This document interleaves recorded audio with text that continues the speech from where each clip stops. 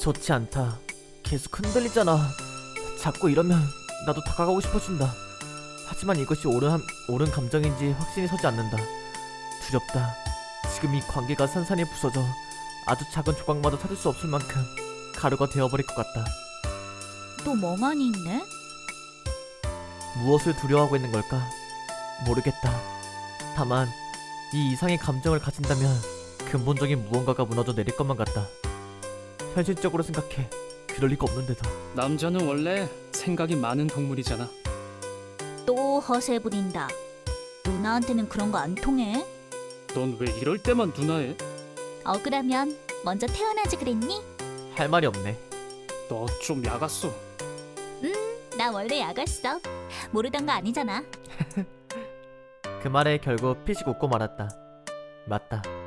결국은 이런 야근 모습에 가장 크게 흔들려 버린 거다. 사람 하나가 어쩌면 이렇게 다양할까?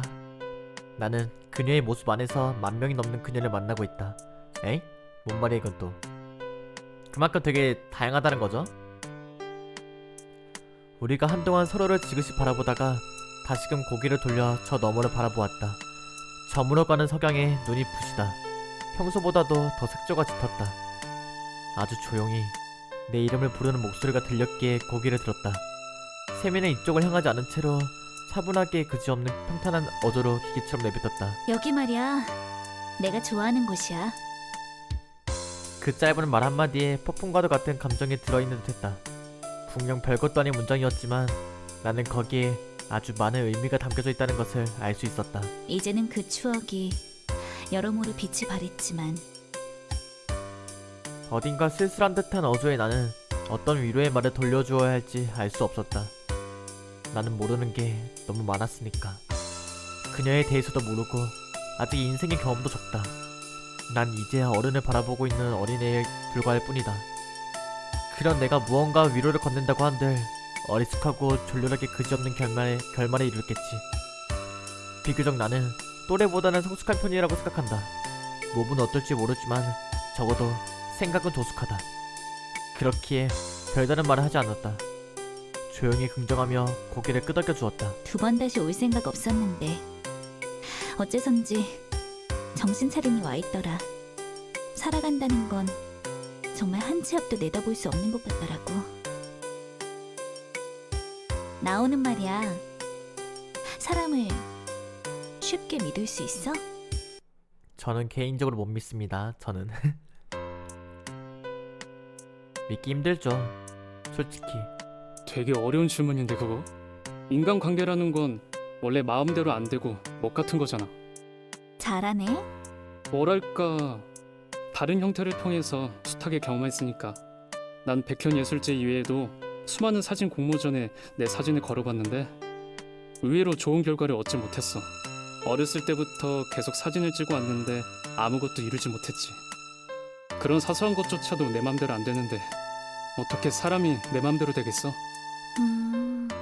결국 최대한 생각을 잘라내기로 했어. 이것저것 생각하며 앞으로 이렇겠지 저렇겠지 고민해봤자 달라진 건 하나도 없더라고. 생각이 깊으면 시각이 넓어지지만 생각이 많으면 마음이 골마가더라. 꽤나 어른스러운 생각을 하잖아. 누나랑 달리 사춘기를 벌써 끝낸 사람이거든요. 오? 뭐야. 내가 아직 사춘기라고 말하는 거야? 어깨를 툭 치며 웃는 세미의 모습에 나 또한 피식 웃고 말았다. 이 사람과 같이 있으면 정말이지 웃음이 전염되는 것 같다. 하지만 그 웃음은 오래가지 않았다.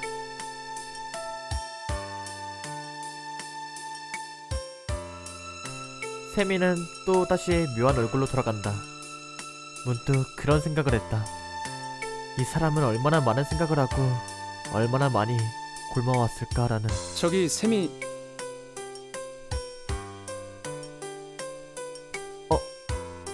갑작스레 온몸에 동작이 멎는다. 방금 뭐였지? 뭐야 이거? 뭐야 이거? 머릿속에 무슨 목소리가 울려 퍼지는 것 같았는데 착각인가? 세미는 내 눈앞에서 저 너머에 저물어가는 석양을 바라보고 있었다. 평소와 같지만 조금 쓸쓸한 모습. 그 외엔 아무것도 달라지지 않았다. 세미가 이쪽으로 고개를 돌린다.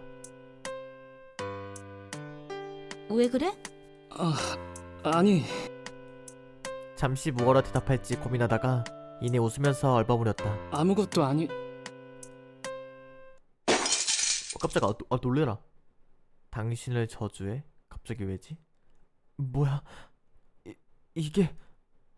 머릿속에서 하나의 문장이 맴돈다. 길고 날카로운 손끝으로 두개골을 내려 찍은 것처럼 단 하나의 문장이 뇌리에 박혀서 움직이지 않는다. 찬란한 화홍역은 아무것도 보이지 않는 캄캄한 석유 동굴의 최하층처럼 완연한 어둠에 집어삼켜졌다. 세미의 모습이 보이지 않는다. 분명 주변에 있던 인기척은 있는데 보이질 않는다. 어디선가 이상한 소리가 울려 퍼진다. 아니, 제가 뭐 했다고요? 여전히 뻔뻔하구나. 죽어버렸으면 좋겠어. 뭐지?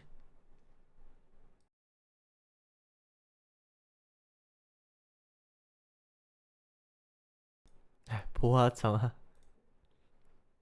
오랜만입니다. 너는 영원히 고통받아야 해. 뭐지? 갑자기 웬 저주? 나오야? 문득 부르는 목소리에 정신을 차린다. 조금 전과 다르지 않는 하늘공원. 억새밭은 여전히 가을바람의 그 모습을 살랑살랑 흔들고 있었다. 석영의 각막이 타들어가는 듯 눈이 아프다. 세미가 걱정스러운 눈빛이 든다. 나는 살짝 웃어 보이면서 아무것도 아니라며 고개를 저었다. 그녀는 뭔가 걸린다는 듯이 찬찬히 날 살펴보았기에 애써 멀쩡한 듯 행동한다. 힐끗하고 자신의 팔을 바라보았다. 한눈에 봐도 알 수 있을 정도로 소름이 돋아있다. 당신을 저주해. 그 목소리는 누가 들어도 분노에 가득 찬 목소리였다. 대체 누구의 목소리였던 거지? 그리고 누구를 향한 목소리였지? 왜 갑자기 그런 소리가 들린 걸까? 이런저런 생각에 머릿속이 복잡하던 그때 세미가 나를 지그시 불렀다. 그녀는 물어볼 것이 있다면서 내 이름을 부른다. 지그시 그 눈동자를 바라본다. 아쿠아마린색 동공에 그녀보다 조금 더 키가 큰 내 모습이 비쳐 있었다. 세미는 벚꽃 같은 입술을 열었다 닫았다 수도 없이 많은 시간을 망설이고는 조심스레 의문을 입에 담았다. 혹시 동생 있어? 그것은 굉장히 뜬금없는 물음이었다. 동생? 왜 갑자기 그런 걸 나한테 묻는 거지? 깜짝아. 아씨, 뭐야 이거. 아이, 무서워요. 이러지 마요.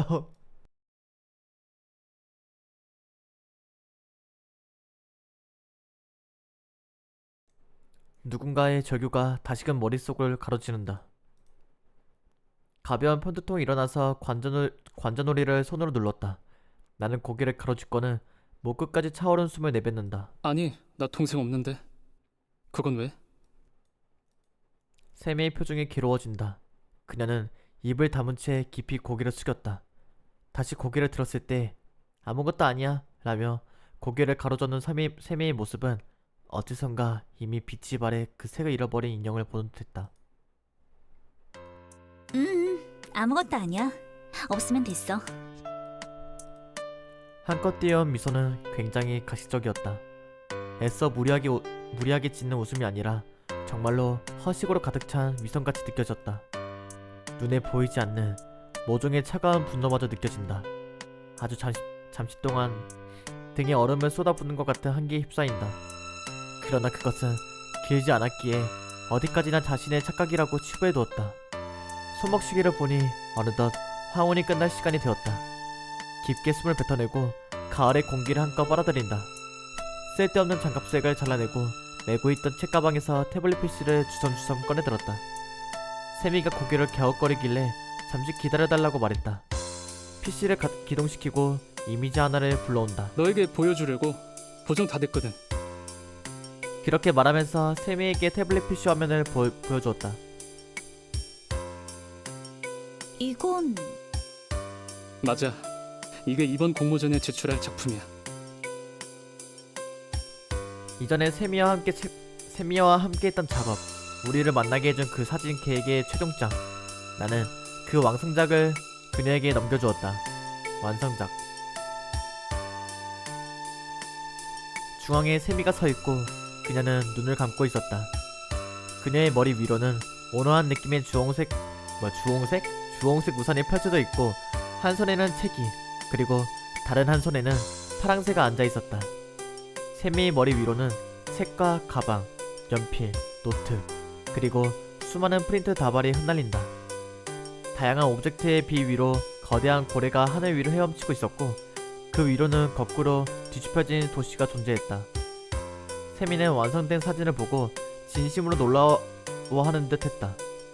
태블릿상에 표시된 자신의 사진을 보고 매만지며 군데군데 확대해보고 이리저리 살펴본다. 이게 진짜 우리가 작업한 사진이야? 마음에 드나 봐? 나도 보여줘. 이 정도일 거라고는 생각 못했어. 설마 이렇게 예쁜 작품이 될 줄이야. 그래서 저기요, 저도 좀 보여주실래요? 제가 게임 플레이어인데요? 네가 좋아해서 다행이다. 싫어하면 어쩌나 걱정했어. 아니, 나도 보여달라고. 이렇게 예쁜 작품인데 어떻게 싫어해? 이거 싫어하는 사람은 감각이 이상한 사람이야. 그니까 나를 안 보여줘요. 아니, 내가 플레이어잖아. 내가 게임하고 있잖아. 왜 나를 안 보여주는데? 고마워. 네가 그렇게 말해주니 진짜 기분 좋은데? 근데 이 파랑새 말인데 어? SNS 중 하나인 트위터를 상징하는 거야? 그럴 리가 있겠냐? 아니, 그니까 너네 둘만 보지 말고 나도 보여달라고. 아, 진짜 자동적으로 딴죽을 걸고 말았다. 세미는 장난스러운 미소를 흘리면서 그치만 닮았잖아 라고 넉살 좋은 소리를 한다. 하여간 엉뚱한 사람이다. 나도 모르게 웃으면서 우리가 함께 만든 작품을 그녀에게 설명해간다. 트위터가 아니라 진짜 파랑새야. 모리스 마테르링크의 희곡에서 나왔던 파랑새. 행복을 상징하는 심볼이기도 해. 왼손에 앉은 파랑새는 행복은 가까이에 있다는 것을 의미하고, 네가 지난번에 오른손에 들었던 책은 현명함을 상징하도록 했어. 우산 위로 쏟아지는 책과 연필, 쏟아지는 프린트의 비는 우리가 겪는 학업, 앞으로의 과제, 미래에 대한 불안감이라고도 생각해도 좋아. 아니, 설명 좋은데 그림 보여달라고. 그림! 그리고 그 위의 도시는 사회 전체를 의미해. 그래, 개가 짖는다. 개가 짖어. 도시가 뒤집혀져 있는데 금방이라도 쏟아질 것만 같아. 그게 포인트야. 결국 저게 떨어지면 사회에 짓눌려 죽는 거니까. 현대 사회가 구조적으로 그렇잖아. 살아남지 못하면 죽고, 결국 도태된 자들은 조롱당하고. 난 니한테 지금 조롱당하고 있어. 빨리 사진 보여달라고. 그만할게요. 죄송합니다. 그만할게요. 악질이네. 그만할게요.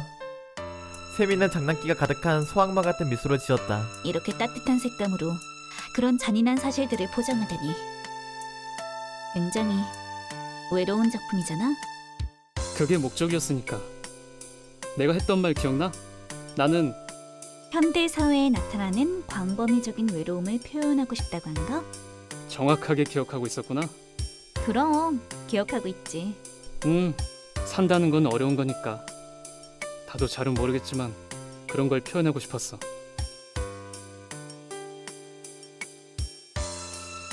내심 놀라면서 한편으로는 기억해준 그녀에게 고마움을 느꼈다. 세미는 깊게 숨을 들이마시고는 아련한 눈빛으로 당신이 비친 사진을 매만진다. 그리고 한동안은 무언가를 곰곰이 생각하는 것 같더니 이내 내게 태블릿 PC를 돌려준다. 있지. 혹시 지금 카메라 갖고 있어? 나 한 장만 더 찍어줄래? 괜찮은 구도가 하나 더 생각났거든. 아니, 근데 한 번 더 언급해서 죄송한데요. 아, 진짜 사진 안 보여줘? 아, 진짜로? 아니, 이거 아니 뭐 둘만.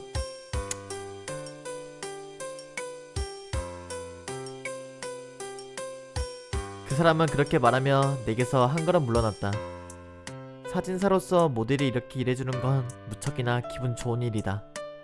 태블릿 PC를 내려놓은 채 책가방 안에 넣어두었던 미러리스 카메라를 꺼내 손에 든다. 뷰파인더 너머로 그 사람의 모습을 바라보았다. 조금 떨어진 곳에서 차츰 표정이 변하기 시작한다. 언제나 밝게 웃던 모습과는 다르게 내가 모르는 어른으로서의 모습. 짧은 시간이지만 이따금 세미와 이야기할 때면 그녀에게서 연륜을 느낀다. 그 사람은 아련한 표정으로 하늘을 향해서 부드럽게 손을 뻗었다. 마치 구름에게 손짓하듯 상냥하고 부드러운 움직임이었다.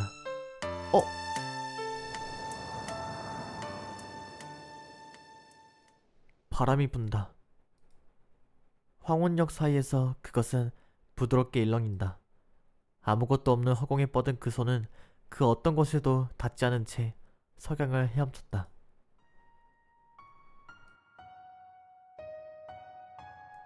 마법이 일어난다. 마치 눈에 착각이라도 불러일으키듯 그 사람이 뻗은 손끝에서 바람이 살랑인다. 어디선가 고래의 울음소리가 들려왔다. 그녀의 뒤 구름의 너머에서 커다란 고래가 내리쬐는 햇살을 등지고 나타난다. 새하얀 고래는 소리를 높였고 그것은 마치 누군가의 안도를 바라는 것 같았다. 분명 석양에 날아 있었건만 어느새인가 주위는 따스한 햇살에 물들었다. 고래의 울음소리가 메아리친다. 오, 뭐야. 마치 꿈을 꾸고 있는 것 같다. 내가 살고 있는 곳을 벗어나 꿈의 세계에 와 있는 기분이다. 나는 셔터를 누르는 것도 잊어버린 채 넋을 잃고 세미를 바라보았다. 아니, 사실은 누르고 싶지 않았던 걸지도 모르겠다. 누른 순간 이 꿈이 깨어버릴 거라는 걸 알고 있으니까. 뼈저리게 현실에 묶여있기에 찬란함이 영원하길 바라는 것이다. 그러나 그런 생각을 하면서도 결국 셔터를 누를 수밖에 없었다. 나는 셔터를 누르는 것을 업으로 삼을 사람이고 꿈은 언젠가 깨기 마련이기 때문이다. 현실로부터 도피할 수는 없다.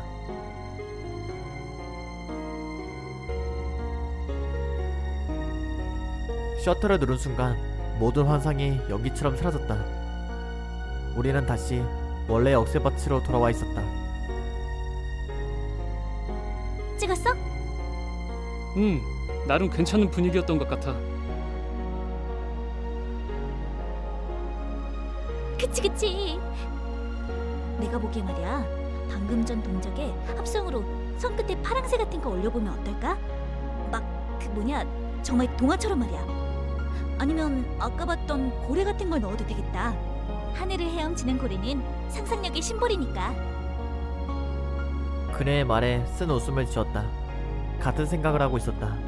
아니, 어쩌면 우리는 그 찰나의 시간 동안 같은 것을 바라보고 있었을지도 모르겠다. 넌 정말 모델로서 재능이 넘치는 것 같아.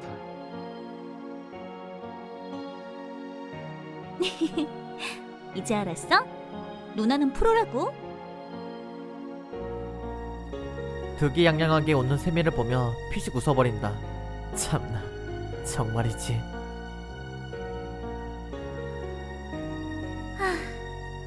꼭 수상했으면 좋겠다. 그래, 좋은 결과가 있길 바라야지.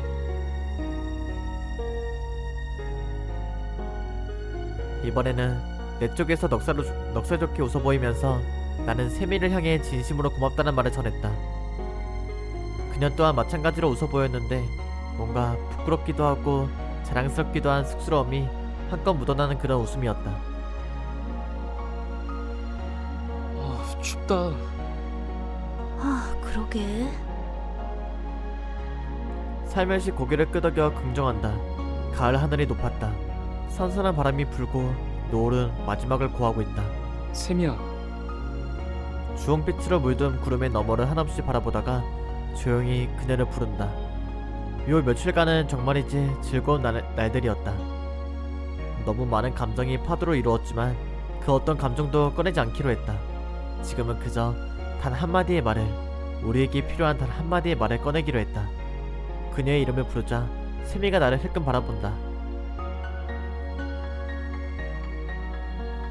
긴장으로 쿵쾅거리는 가슴을 쓸어내려 진정시키고는 낮은 목소리로 필요한 말을 꺼낸다. 혹시 괜찮다면 내 다음 작품에도 모델이 되어줄래?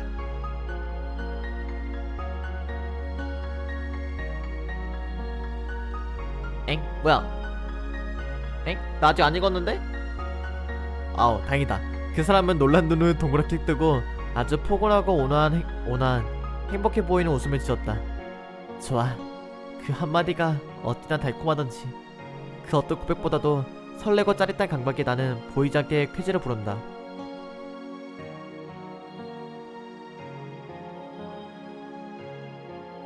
내게 있어서 여러모로 최고의 날이. 다음엔 좀 더 예쁜 옷 입고 찍고 싶어. 이번에는 투피스 입을까? 넌 비율이 좋으니까 아무거나 입어도 다 소화할 것 같은데. 그렇다고 바니걸 의상 같은 거 입으라 강요하면 안 돼. 바니걸 씨. 혹하는데? 근데 보고 싶은데? 죄송합니다. 어휴, 하여간 남자들이란. 아 그럴 수도 있지 뭐. 두 사람 중 누가 먼저 할 것도 없이 같이 웃음을 터뜨린다. 우리는 지금 한없이 즐거웠다. 아니 아니 입어주면 뭐 볼 수도 있지. 죄송합니다. 꽤나 강한 바람이 불었다. 억새밭에는 이제 완전한 밤이 도래해 있었다. 어두컴컴하고 옅은 가로등의 불빛만이 세계를 비춘다. 나오는 나를 배웅해주려고 했지만 억새밭에 조금 더 있고 싶다고 고집을 부렸기에 어쩔 수 없이 손을 흔들면서 먼저 떠나갔다. 멀어져가는 그 아이의 얼굴은 또래에 못지않게 성숙해 보이기도 하고 여전히 아이 같아 보이기도 했다. 그 모습이 어찌나 귀엽던지.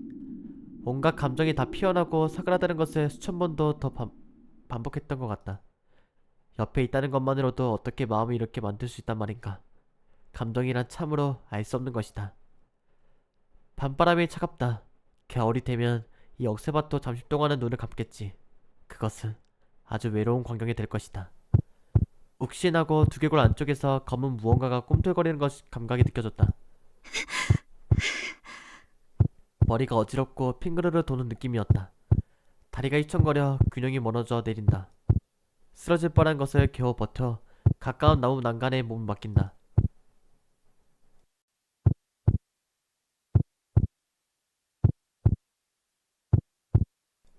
머리가 어지럽다. 날카로운 송곳이 두개골 안쪽을 긁어내는 감각. 괴로워. 추억이 가득한 장소인데 이런 꼴이 되는 것도 당연한가?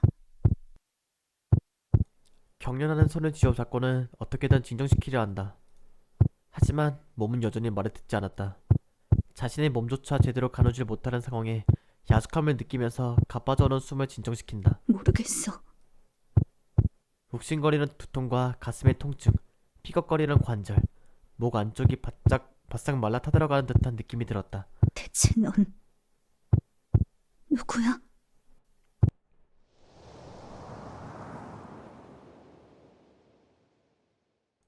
문득 새하얀 빛이 내리쬐었다.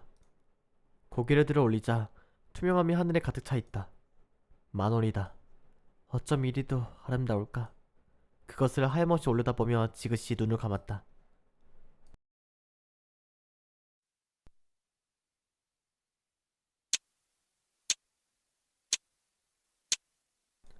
온몸을 뒤덮는 묘한 감각이 부유감이라는 걸 깨달았다. 어렸을 적 들렸던 남산타워의 전망대에서 망원경으로 저 멀리 있던 수많은 빌딩 숲을 관망하던 그 감각. 그것을 아무것도 없는 허공에서 체감한다. 자각한다. 이것은 아주 날뛰 낡은 끝가을의 꿈이라고.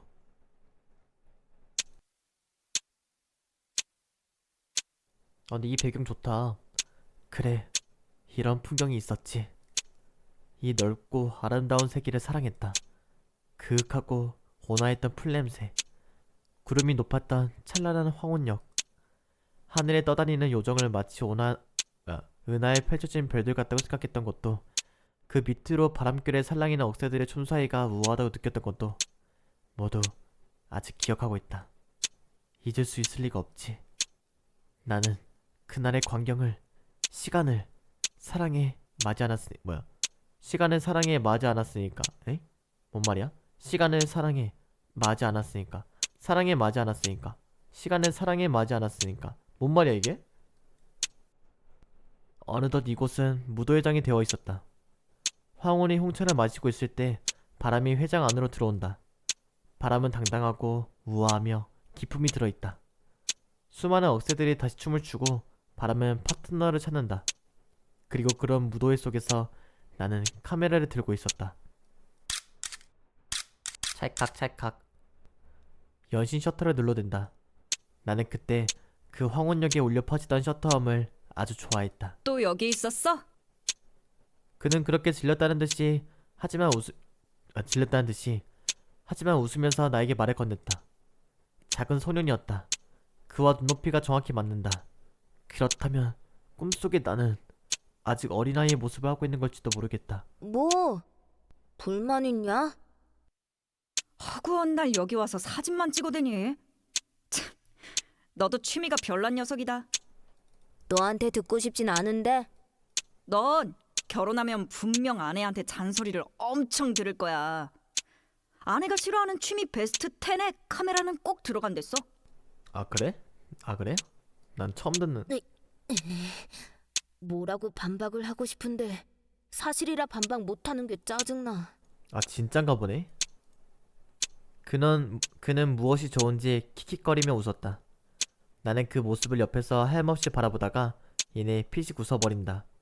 결과적으로는 그와 나는 한동안은 그렇게 킥거리면서 웃기만을 계속했다. 그것 또한 황혼 속에서 분명히 존재했던 따스한 추억이었다. 황혼역의 하늘에 올려다보다 다시금 그에게 시선을 돌린다.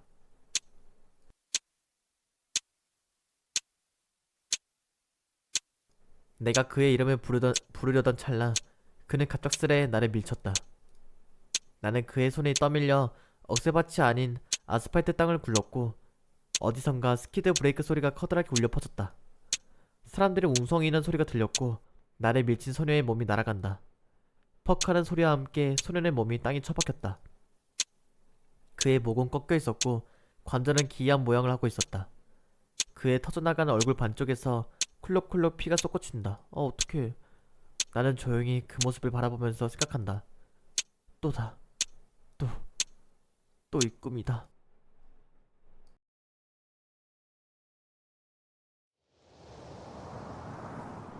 아주 조용히 냇물이 흐르는 것 마냥 자연스럽게 눈이 떠졌다. 아무래도 과거의 주인공이 지금 잘 기억하지 못하는 좀 안 좋은 일이 있었나 보네요. 몸을 천천히 일으켜 세운다. 식은땀에 흥건히 젖어 있었다. 끔찍하다. 어떻게 이 역겨운 악몽을 아직도 꾸는 건지. 어깨가 무겁다. 아니, 어깨만이 아니다. 거대한 중압감이 몸 전체를 짓누른다. 숨쉬기가 어렵다. 가슴이 욱신거린다. 아무것도 보이지 않는 새까만 어둠을 응시하자 어둠 너머에서 죄악이 또아리를 튼 것을 볼 수 있었다. 그것은 입가를 찢으며 나를 비웃는다. 순식간에 자신의 모습이 초라해지며 숨소리가 거칠어지는 것을 느꼈다. 두려움에 떨면서 이불에 고개를 파묻는다. 필사적으로 머릿속을 헤집는다.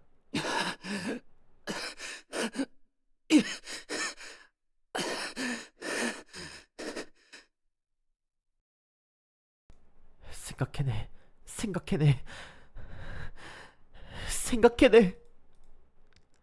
손과 입으로 이불을 쥐어 뜯었지만 필사적인 생각이 몸부림에도 그의 얼굴은 떠오르지 않았다. 도저히 생각해낼 수 없다. 꿈속에서는 그리 생생했는데 현실에서는 아무것도 기억해낼 수 없다. 마치 잘려나간 것처럼. 그 부분만 누군가가 도려내어 간 것처럼. 죄악이 킬킬거린다. 기분 나쁜 쇳소리 같은 웃음소리였다. 녀석이 낮게 목을 울렸다. 네가 죽여놓고 그 죄책감에서 벗어날 수 있을 거라 생각했어? 견딜 수가 없어진 나는 결국 자는 것을 포기하고 말았다.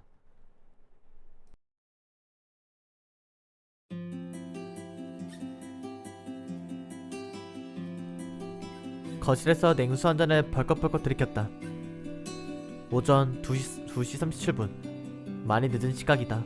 나갈 채비는 전부 맞춰둔 상황이었기에 나서기만 하면 됐다. 나오야? 뒤로 돌아보니 엄마의 모습이 있었다. 외출복을 입고 있는 나를 보고 엄마는 아무 말씀도 하지 않으셨다. 이미 알고 있는 것이다. 내가 왜 이러고 있는지. 항상 그랬으니까. 난 몰라.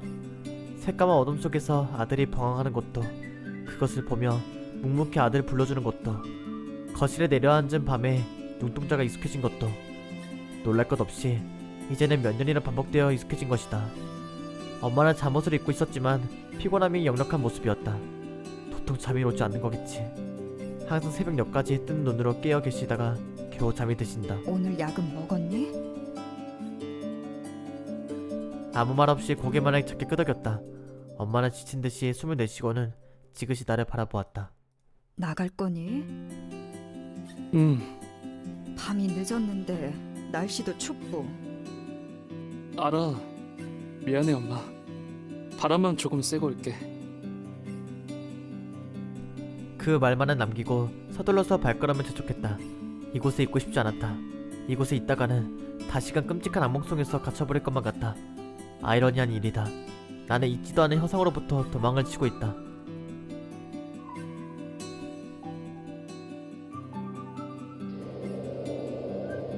밖으로 나왔다. 11월의 가을바람. 그것도 저녁의 가을바람은 낮과 비교도 되지 않을 정도로 매서웠다. 몇 시간 전만 해도 부드럽게 살랑이며 얼굴에 매만치던 바람은 이제 사정없이 얼굴을 때리고 있었다. 찬바람의 이를 물고 견뎌내면서 어딘가로 분주하게 발걸음을 재촉했다.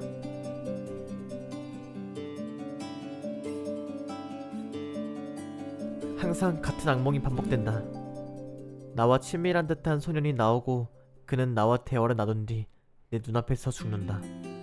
그것은 아주 소름이 끼칠 정도로 생생한 죽음으로 나는 그의 죽음을 꿈속에서 몇 번씩이고 반복해서 체험해왔다. 악몽을 겪고 난 이후에는 도저히 집에 있을 수 없게 된다. 숨이 막힌다. 이것은 비유가 아니라 실제로 숨을 쉴 수가 없게 된다. 나는 분명 건강하지만 이것은 정신적으로 고착된 발작 증세였다. 물론 일상생활에 지장은 없다. 어디까지나 악몽을 꿨을 경우에 한해서만 이러한 증상이 나타난다. 그렇게 악몽을 꾼 날이면 그게 언제 어디든지 몇 시든지 간에 도망치듯 집에서 나온다. 그러지 않으면 버틸 수가 없었으니까. 꿈은 언젠가부터 계속해서 반복되고 있었고 이 악몽을 없애기 위해 주기적으로 병원에 가 약을 먹고 있다. 나는 동생의 죽음으로부터 쉽게 벗어날 수 없었다.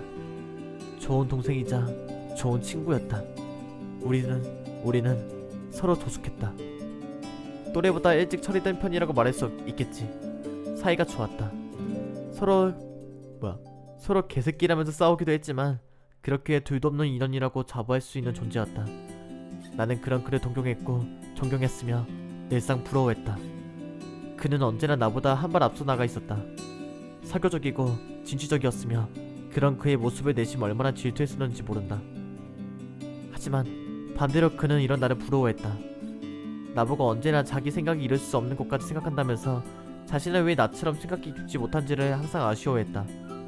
만약 그 애가 지금도 내 곁에 있었다면 내 삶에도 꽤나 많은 변화가 있었을지도 모르겠다. 그것이 긍정적이든 영향이든 부정적이든 영향이든 간에 말이다. 이제는 그럴 수 없을 뿐이니 어디까지나 가정으로밖에 논하지 못하지만 죽는 이는 말이 없어지니까 결국 나는 그를 과거형으로 이야기할 수밖에 없다. 교통사고였다. 그는 시속 100km를 넘게 달리는 트럭에 치였다. 운전자의 혈중 알코올 농도는 0.25%. 음주운전이었다. 즉사였다. 작은 몸은 몇 미터나 되는 거리를 날아오르고 이내 퍽 하고 그대로 아스팔트 머리부터 부딪혀 두개골이 함몰되었다. 땅을 고르는 과정에서 함몰된 뼈의 파편이 수도 없이 뇌에 박혔다고 했던가? 동생이 앞으로 고꾸라져 있었기에 그가 어떤 표정을 짓고 있는지는 볼 수 없었다. 나는 그의 머리가 찌그러진 채로 쿨럭쿨럭 피로 토해내고 있는 것만 생생히 기억한다. 글쎄, 그가 죽은 표정을 내 두 눈으로 지켜봤었다면 나는 아주 오래전에 목을 매서 자살하지 않았을까? 아니지. 솔직히 말하자면 지금도 늘상 죽고 싶다고 생각한다. 그러지 않은 척하고 있을 뿐이지. 죽을 용기가 없는 겁쟁이라는 점과 병원에서 처방받은 약만이 내 목숨에 붙여놓고 있다. 몇 번이고 손목을 긋고자 했으면서도 단 한 번도 그러지 못했다. 내가 손목을 긋고자 할 때는 항상 어머니와 아버지의 얼굴이 내 죽고자 하는 아집을 방해했다. 하나뿐인 아들을 그냥 둘 수 없었던 두 분은 너무나도 현실적이었기에 남은 아들에게 모든 온정을 쏟아부었고 놀랍게도 그것은 아들의 현실 속에서 묶어두었다. 아들. 그래, 아들이었지. 비명 한 번 못 지르고 그는 짧은 영생애를 마감했다. 너무나도 허무한, 덧없는 인생이었다. 그리고 더욱 끔찍한 점은 그날 이후로 아무리 떠올리려고 해도 그의 얼굴이 그려지질 않는다. 그가 어떤 얼굴이었는지, 어떤 표정으로 웃는 사람이었는지 기억할 수가 없다. 집에 있던 사진들은 전부 사라졌다. 부모님이 버리셨는지 아니면 창고 깊숙이 넣어두셨는지는 모르겠다. 당신들의 배려였다고 생각한다. 동생의 죽음을 눈앞에서 목격한 형이 조금이라도 편해질 수 있도록. 악몽을 꾼 다음에는 발작으로 인해 숨을 쉴 수 없는 형 앞에 어떻게 동생의 사진을 넘겨둘 수 있겠는가.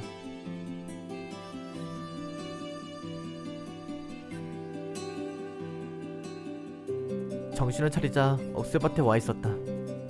밤의 억새밭은 매우 조용했다. 조용하다 못해 소리가 사라져버린 것 같다. 밤을 짓누르는 정막이 불쾌하고 동시에 두려웠다. 이상한 일이다. 그러고 보면 왜 여기를 다시 찾게 된 걸까?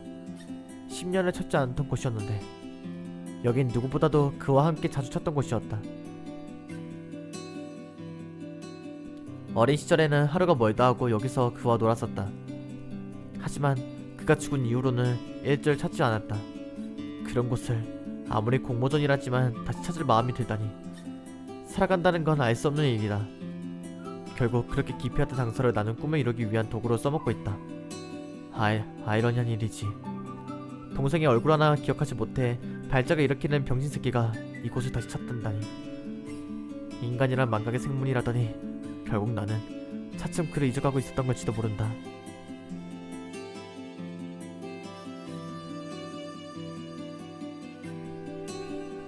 여기 이 지점, 아마 그 애랑 자주 뛰어놀았던 억새밭이다. 그 녀석과 나 둘 다 키가 작았을 때라서 억새밭 사이길로 종횡무진하며 수박꼭질을 했었다. 그래, 전망대도 자주 갔었지. 어째선지 발걸음은 그와의 추억을 따라가고 있었다.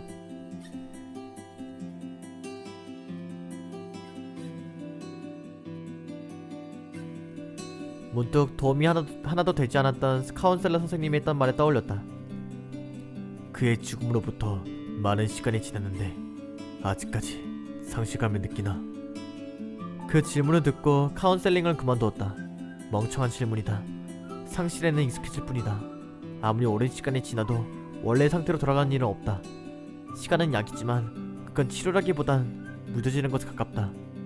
누군가가 사라져버린 그 감각을 항시 체험에 익숙해지는 것뿐이다. 인간은 망각의 생물이기도 하지만 동시에 적응의 생물이다. 제일 좋은 표본으로 내가 있지 않은가?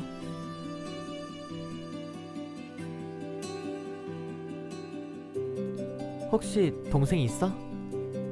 그러고 보면 그때 그 사람은 내게 그런 거 물었는데 결과적으로는 지금은 없고 굳이 알려줘야 할 필요도 없으니 없다고 둘러대긴 했지만 왜 그런 걸 물었던 걸까? 가족에 대한 얘기만큼은 내 안에서 터부시 되어 있다. 그저 살다 보니 그게 타성적으로 굳어져 버렸다. 거짓말할 생각 못 읽은 거짓말할 생각은 없었지만 그렇게 돼버린 것에 대해 자주적으로 웃고는 전망대로 한 걸음 나아간다. 그리고 전망대 입구에서 걸음이 멈춘다. 발걸음이 멈추었다. 그 사람은 전망대 안쪽에 계단에 걸터앉아 곤히 잠들어 있었다. 긴 속눈썹과 오뚝한 코, 도톰한 입술. 참 예쁜 사람이구나 라는 것을 다시금 실감한다. 정말로 무엇 때문이었을까? 일주일도 안 된 사이고 우리는 고작 스쳐 지나가는 타인이었을 텐데 왜 나는 그때 너를 보고 그런 감정에 휩싸였지? 왜 네가 떠나가는 것에 대해 안타깝다고 생각했을까? 나는 앞서 나가서 누군가에게 말을 거는 성격적인 스타일이 아니다. 나는 조용히 그저 있는 대로 흘러가는 그런 타입의 사람이었다. 그런 내가 오직 네 앞에서만 사람이 바뀐 것처럼 행동한다. 나도 모르게 소리치고 웃고 떨들게 되는 이 묘한 감정을 대체 뭐라 불러야 할까? 그녀가 깨지 않도록 조용히 그녀 앞으로 다가간다. 눈치채지 못하는 걸 보니 깊이 잠든 것 같다. 밤도 아주 깊었다. 날씨는 차갑고 바람은 거세다. 이런 야심한 시각에 왜 이런 곳에서? 의문이 가슴 한켠에서 웅얼이쳤다. 깨우는 게 좋을까? 감기 걸리면 안 되잖아. 이런저런 생각이 머릿속을 맴돈다. 와, 왜 이렇게 많아, 길급게. 그래, 나도 알아. 너에 대한 감정은 단언컨대 사랑은 아니겠지. 이 감정은 유사하지만 결정적으로 무언가가 다르다. 난 당신을 무척이나 좋아해. 하지만 당신을 사랑하냐고 묻는다면 대답할 수 없을 거야. 그래서는 안 된다는 느낌이 들거든. 당신이 나에게 가지고 있던 감정도 아마 비슷한 것이리라 생각된다. 이 감정이 사랑이 아닌 것처럼 당신이 가진 감정도 그런 아름다운 것은 아닐 것이다. 오히려 미련에 가깝겠지.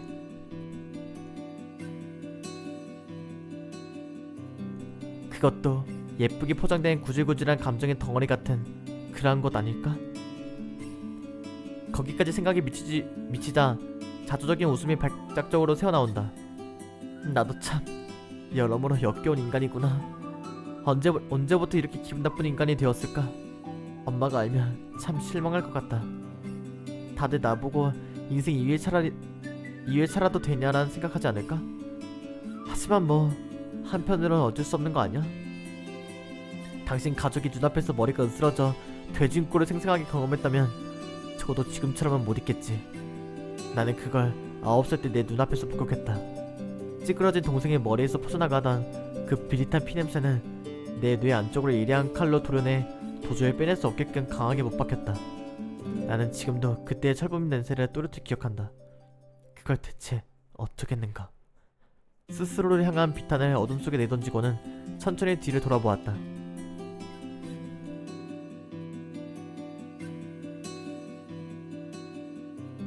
그 짙은 남색 머리카락이 밤이 도래한 역살밭에서 또렷하게 비춰졌다. 호박색의 두 눈동자가 영롱하게 빛난 채로 나를 바라본다. 세미를 잘 따르고 그녀를 좋아하던 여자아이 미로다. 오늘은 연이라도 있는 걸까? 어떻게 다같이 이런 한밤중에 모여드는 거야? 감정에 탁한 얼룩이 묻어있는데 사람들이 자꾸 모여든다. 그럼 이건 연애가 아니라 불빛에 모여드는 불나방이라고 해야 하나? 잠시 나랑 얘기 좀 할까? 낮은 목소리로 말하는 미로에게 나는 조용히 고개만 끄덕였다. 대답을 하는 것보다는 그게 더 나을 거라 생각했기 때문이다. 세미를 남겨두고 억새밭으로 다시 돌아간다. 마지막으로 그녀의 모습을 힐끗 쳐다보고는 미로의 뒤를 따라 나섰다.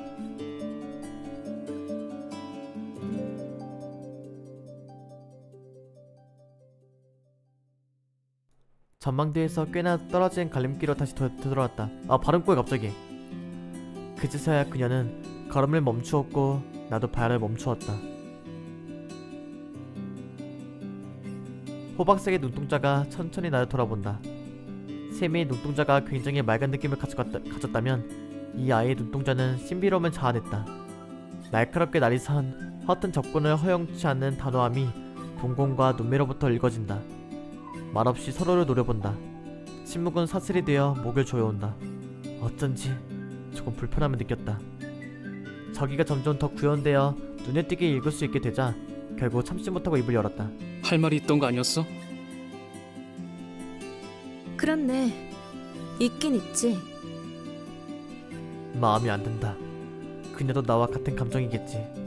하지만 도통 이유를 모르겠다. 이유 없는 저기를 그대로 받아들여줄 만큼 나는 사람이 좋지 않다고. 세이브 먼저 합시다. 이거 합시다. 말해. 사람 기다리게 하지 말고. 짜증이 솟구쳐 자신의 혼탁한 감정을 입 밖으로 툭 내뱉었다. 미호는 그런 나를 바라보며 아무런 말도 하지 않더니 깊은 한숨을 내쉬었다. 그 모습은 순간적으로 평정을 잃게 만들었다. 악몽으로 인해 심란했던 마음이 점점 더 가속화된다. 불편한 마음이 불쾌감으로 화하더니 이내 그것은 저기의 덩어리가 되었다. 뭐야 너. 이 새벽에 사람에게 할 말 있다더니 입 싹 닫고. 할 말 있으면 하던가 아니면 난 그냥 가겠어. 너 어제 저녁부터 날 맘에 들어하지 않는 눈치였는데 대체 뭐야 너? 우리 초면 아니던가? 넌 아무것도 기억나지 않나 보지? 뭐? 아무런 감정이 느껴지지 않는 눈동자로 그녀는 그렇게 불었다. 그것은 너무나도 차가운 눈동자였다.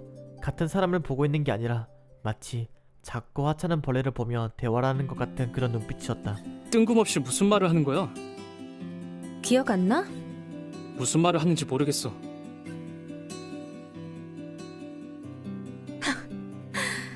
중증이네. 본인이 해놓은 잘못은 기억하지도 못하다니. 인간이란 원래 이렇게 뻔뻔해?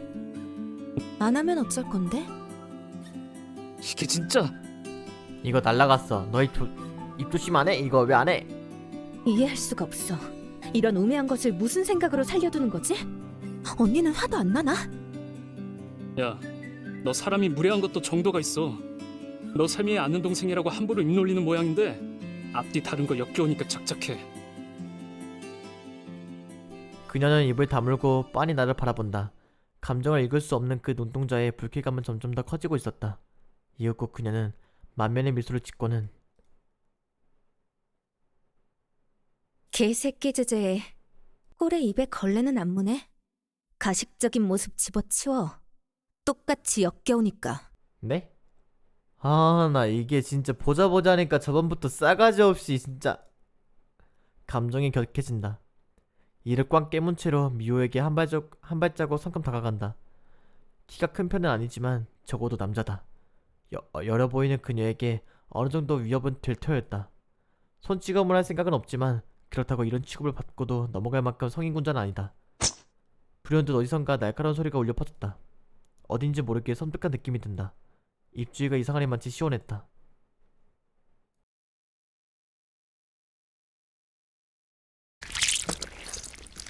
에이? 뭐예요? 툭 하고 그대로 턱이 떨어졌... 에이? 배드엔딩이겠죠 설마?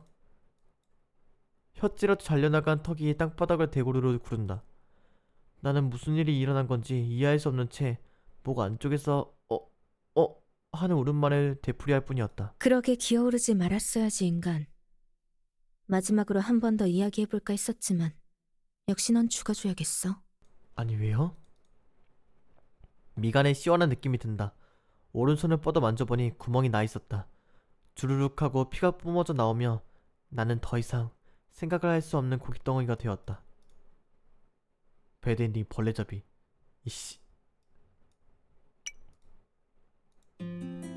너나 싫어하지? 이야기 전 호흡을 가다듬며 답답한 기분을 전환시킨다. 실질적으로 나아지는 건 별로 없겠지만 심란한 기분 때문에 감정적으로 대하고 싶진 않다. 너 나 싫어하지? 미로를 향해 지그시 말하자 그 아이는 코웃음을 쳤다. 알긴 안 해? 뭐 바보는 아니거든. 어제는 나름 잘 지내보려 한 거겠지만 사실 내가 안 보는 사이사이에 나 계속 쏘아봤잖아.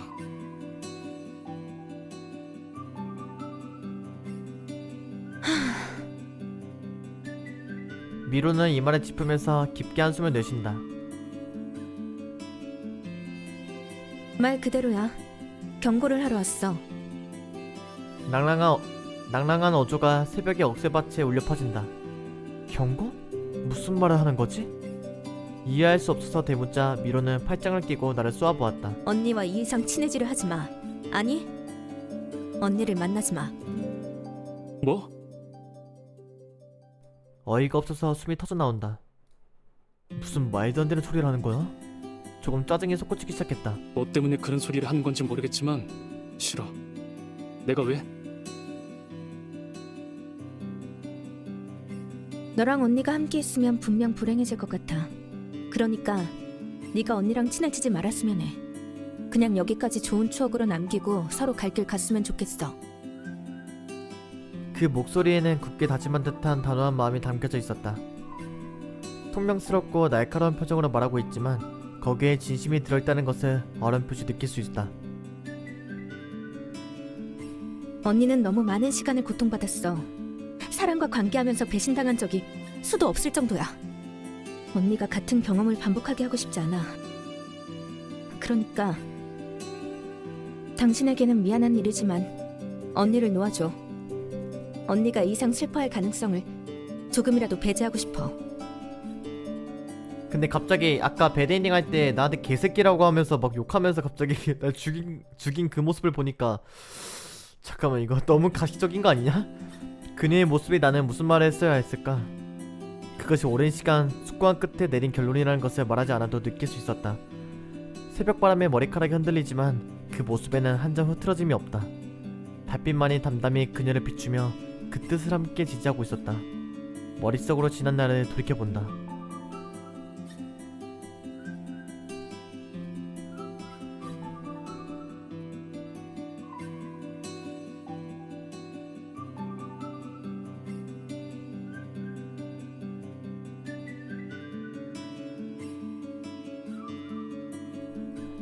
일주일도 안 되는 사이에 너무나 많은 추억이 생겨버렸다. 사실은 아직 모르겠다. 세미에 대한 감정은 너무 복잡해. 하지만 지금 이 감정을 그저 잊으라고? 없었던 일로 치부하라니 그게 가능한 일일까? 곰곰이 생각해봤지만 역시 안 될 것 같다. 나는 아직 그 사람에게 모종의 미련이 남은 걸지도 모르겠다. 또 목 설리는 거 아니야? 미안. 역시 그건 안 되겠어. 미루의 표정이 일그러진다. 격앙된 감정이 아담한 얼굴을 통해 드러난다.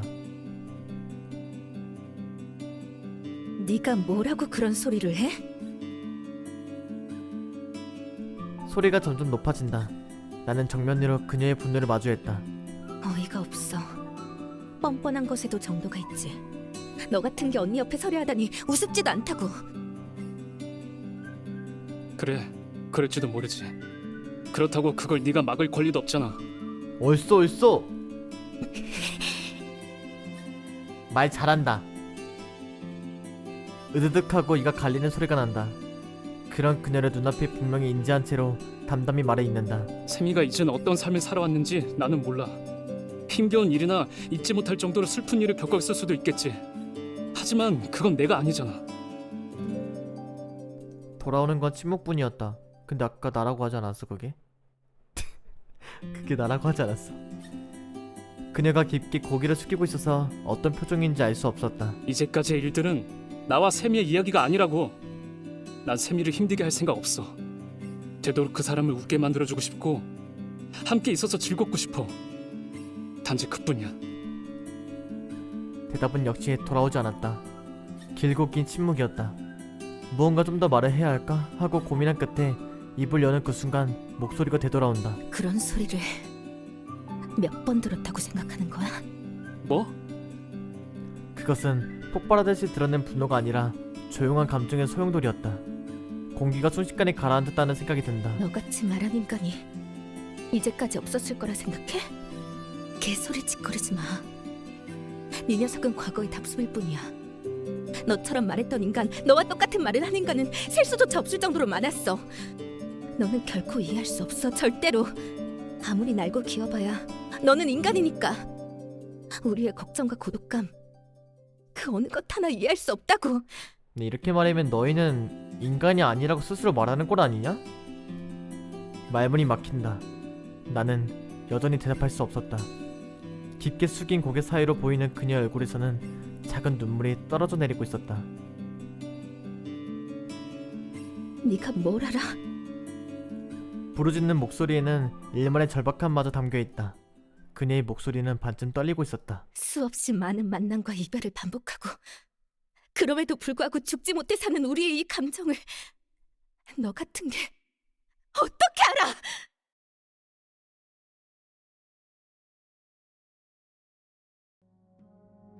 미안해. 분노가 주변 일대로 퍼져나간다.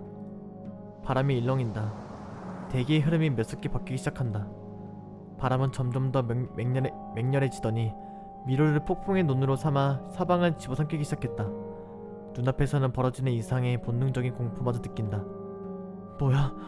무슨 일이 벌어지고 있는 거지? 유나호, 미로가 나지막히 부르는 목소리가 들렸다. 네. 그녀의 목소리는 흔들리지 않는 견고한 의지가 묻어나 있었다. 당신에게는 미안하지만 여기서 죽어줘야겠어. 아니 아까 목 썰렸는데 또? 휘몰아치는 바람 속에서 미로가 손을 들어 올린다. 중지와 엄지를 맞대고 손가락을 튕긴다. 나 진짜 죽는 거 아니지? 발싸움. 바람은 보이지 않는 수사체가 되어 맹렬하게 목표물을 향해 파고들었다. 복부를 통해 들어오는 강력한 압력. 잠깐만. 내가 여기서도 죽는다는 거는 내가 중간에 선택지를 잘못 골랐다는 얘긴데, 잠깐만 제발 이러지 말아줘. 압도적인 힘에 무릎을 꿇고 내장을 비틀어버린 듯한 충격에 순간적으로 위액을 토해낸다. 비명조차 지를 수 없다. 뭐야 이게. 끝났다고 생각한 건 아니지? 정신을 차렸을 때는 이미 눈앞에 그녀의 구두가 아른거리고 있었다. 가까스로 그녀의 구두발을 피해내고 몇 번이고 땅을 구른다. 식은땀이 흘러나온다. 미로의 발은 허공을 갈랐다. 아무것도 없는 빈 허공을 가른 것이다. 그런데도 바람이 지나간 자리에는 육중한 둔기를 휘두르는 소리가 났다. 실감한다. 한 번이라도 맞았다가는 죽는다. 얘는 진짜로 나를 죽이려고 하고 있어.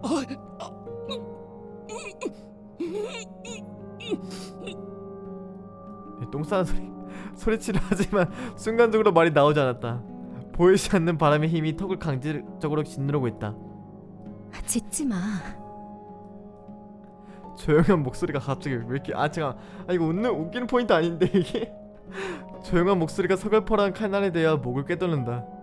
두려움에 손끝이 덜덜 떨리기 시작한다. 내가 지금 꿈을 꾸고 있는 건 아닐까? 언니에게 들키면 안 되잖아. 아니 저 어소리가 저 똥소리 바람 소리가 들린다. 그리고 동시에 미로의 손이 올라간다. 그제서야 정신을 차렸다. 이건 현실이다. 꿈을 꾸고 있는 게 아니야. 여기서 죽으면 난 진짜로 죽어. 억새들이 일렁이고 대기가 요동친다. 가녀린 손가락이 튕겨지면서 딱 하는 소리가 들린다.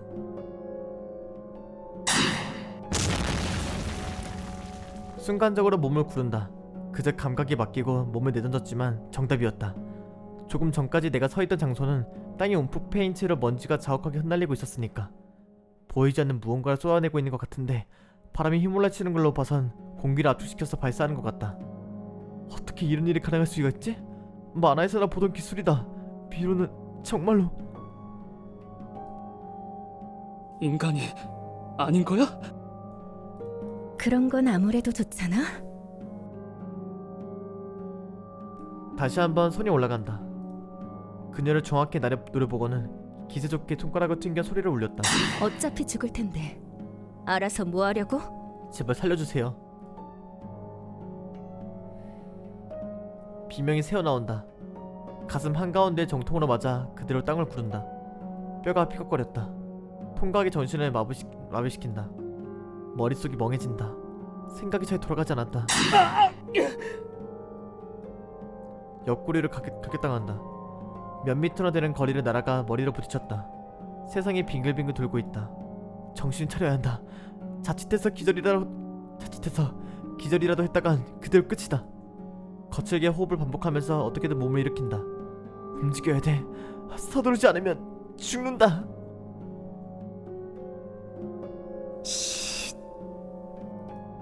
순간적으로 소름이 돋았다. 바로 머리 위에서 미르의 목소리가 들려온다. 어떻게? 방금 전까지 10m 이상은 떨어져 있었을 텐데. 그런데 의문을 비웃기라도 하는 듯이 이뇌의 존재는 한껏 입가를 끌어올린다. 설마 너 같은 거 하나 못 잡을 정도로 발이 느릴 거라 생각해? 갑자기 나선 아니야? 소녀는 거칠게 이쪽에 머리채를 휘어잡는다. 땅바닥을 구르느라 까진 입에서 피가 흘러나왔다. 차갑게 식은 눈이 이쪽을 훌쩍 온몸에 피가 얼어붙는 기분이 들었다. 죽음에 대한 공포가 육박한다. 몸이 떨린다. 나는 그녀가 진심으로 무서워졌다. 그치, 무서워지지 갑자기 이러면. 떨고 있네? 그녀는 무표정한 표정으로 그런 말을 입에 담았다. 마녀가 있다면 이런 느낌일까? 라는 엉뚱한 생각이 머릿속에서 피어났다. 한쪽으로 내 머리채를 잡은 채 다른 한 손으로 자신의 입술을 매만진다. 그녀의 눈동자는 나를 바라보고 있지만 그것은 확실히 다른 형태의 무언가를 보고 있었다.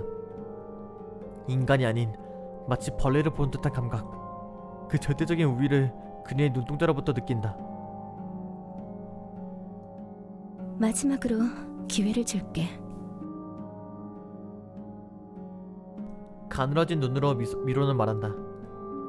그 표정은 10대의 소녀의 것이라고는 도저히 생각할 수 없을 만큼 잔혹하고 영악함이 가득했다. 2번 다시 언니 앞에 나타나지 마. 미리 말해두는데 이건 경고가 아니야, 명령이지. 따르지 않으면 어떻게 될지 알고 있지? 네, 알고 있습니다.